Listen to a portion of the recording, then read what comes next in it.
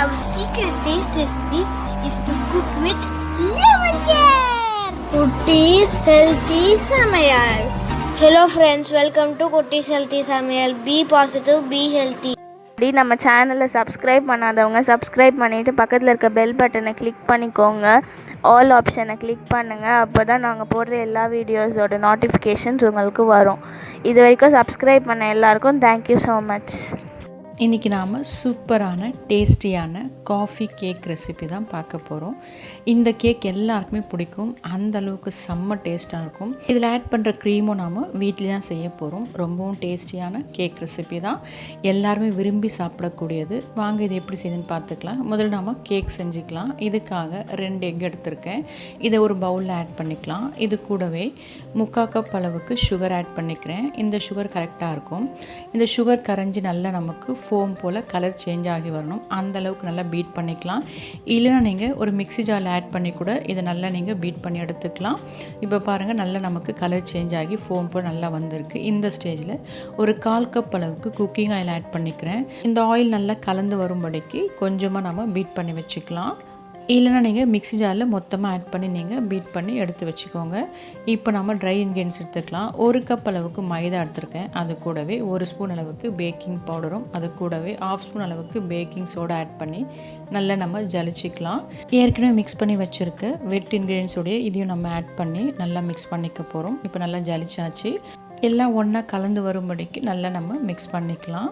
கட்டிகள் இல்லாமல் நல்லா மிக்ஸ் பண்ணி விட்டுக்கலாம். அடுத்ததாக இது கூட 1/2 ஸ்பூன் அளவுக்கு காஃபி பவுடரும் 3 டேபிள் ஸ்பூன் அளவுக்கு வார்ம் வாட்டரும் கலந்து வச்சுருக்கேன். அதையும் ஆட் பண்ணிக்கலாம். அது கூடவே 1 ஸ்பூன் அளவுக்கு வெனிலா எசன்ஸ் ஆட் பண்ணி நல்லா நம்ம மிக்ஸ் பண்ணி விட்டுக்க போகிறோம்.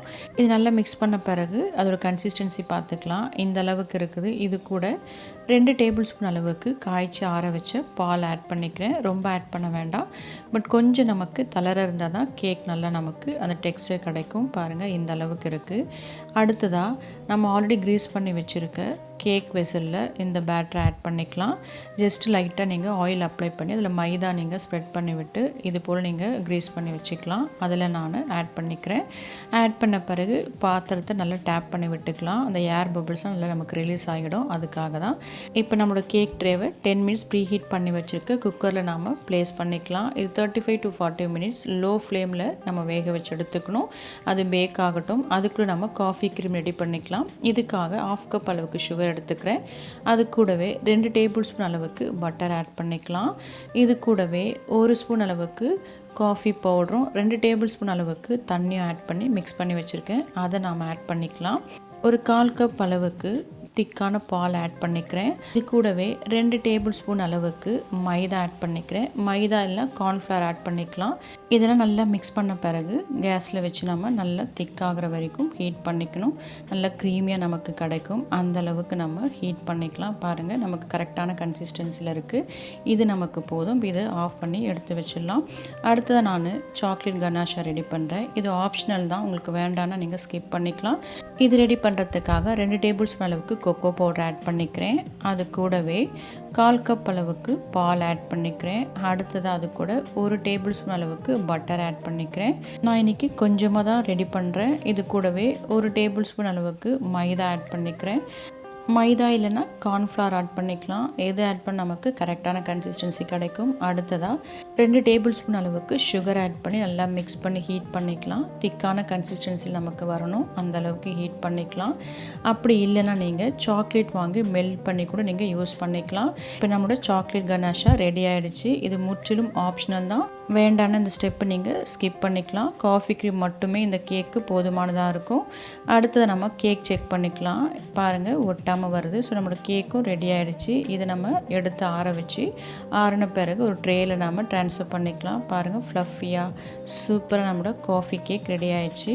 அந்த கலரே பார்க்குறதுக்கு அட்ராக்டிவாக இருக்குது. அடுத்ததாக கேக் ஆறின பிறகு நம்ம ரெடி பண்ணி வச்சுருக்க காஃபி க்ரீமை அப்படியே நம்ம அப்ளை பண்ணிக்கலாம். இந்த க்ரீமோட டெக்ஸ்சர் பார்த்திங்கன்னா ரொம்ப தண்ணியாகவும் இருக்கக்கூடாது, ரொம்ப திக்காகவும் இருக்கக்கூடாது. இந்த அளவுக்கு இருக்கும்போது தான் நீங்கள் அப்ளை பண்ணும்போதே அது தானாக ஸ்ப்ரெட் ஆகும். அப்போ தான் நமக்கு பார்க்குறதுக்கு அட்ராக்டிவாக இருக்கும். அடுத்ததாக நம்ம ரெடி பண்ணி வச்சுருக்க சாக்லேட் கனாஷா அப்ளை பண்ணிக்கலாம். இது சைட்ஸில் மட்டும் நாம் ஸ்பூன் எடுத்து நம்ம இது போல் அப்ளை பண்ணும்போது அதுவும் தானாக ஸ்ப்ரெட் ஆகும்.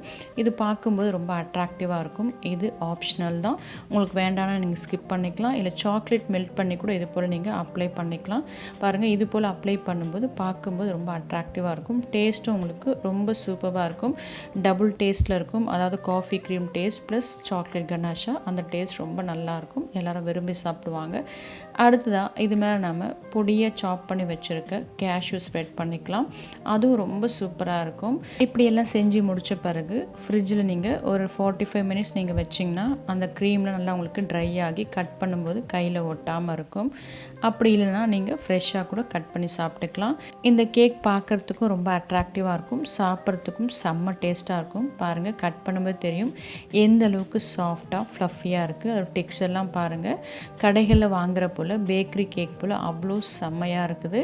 இது நீங்கள் வீட்டில் ஃபங்க்ஷனோ இல்லை சடனாக கெஸ்ட் வந்துட்டாங்க, சட்டு நம்ம எதாவது ரெடி பண்ணணும் போது இப்படி ஒரு கேக் நீங்கள் செஞ்சு கொடுத்தீங்கன்னா கண்டிப்பாக யாருமே இந்த டேஸ்ட்டை மறக்க முடியாது.